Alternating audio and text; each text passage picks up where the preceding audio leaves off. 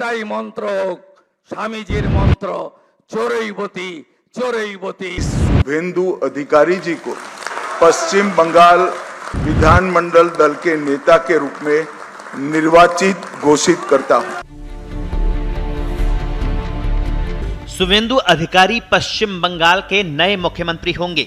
गृहमंत्री अमित शाह ने शुक्रवार को कोलकाता में हुई भाजपा विधायक दल की बैठक में शुभेंदु के नाम का ऐलान किया। शनिवार को सुबह 11 बजे परेड ग्राउंड मैदान में वो मुख्यमंत्री पद की शपथ लेंगे, लेकिन उससे पहले ही उन्होंने अपने तेवर दिखा दिए।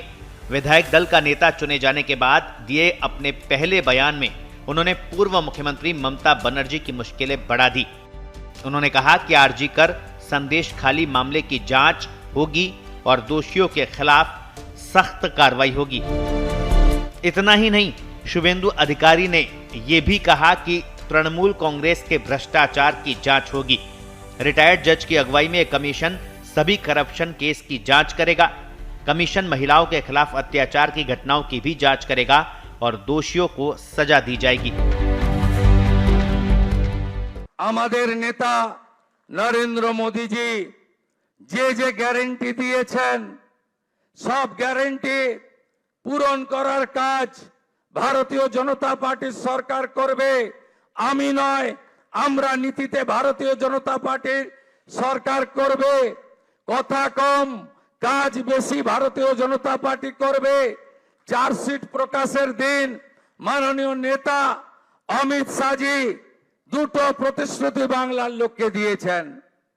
সন্দেশখালী থেকে আরজি কর হয়ে যত মা বোনেদের উপরে কন্যাদের উপর অত্যাচার হয়েছে তার কমিশন বসবে এবং যারা অভিযুক্ত তাদের বিরুদ্ধে ব্যবস্থা নেওয়া হবে।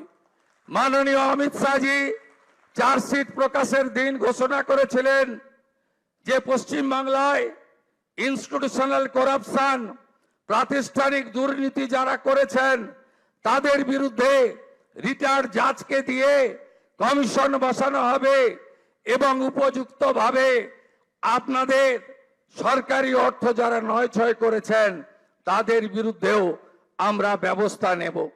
মাননীয় অমিত শাহজি যে সংকল্পপত্র প্রকাশ করেছেন যা পরবর্তীকালে আমাদের যশস্বী প্রধানমন্ত্রী এই নির্বাচনের প্রধান প্রচারক, যার মিটিংয়ে লক্ষ লক্ষ লক্ষ মানুষ এসেছেন, যার অক্লান্ত পরিশ্রম এবং যিনি কথা দিয়ে গেছেন, আমি আপনাদের কাছে কথা দিতে পারি আগামী মন্ত্রিমণ্ডল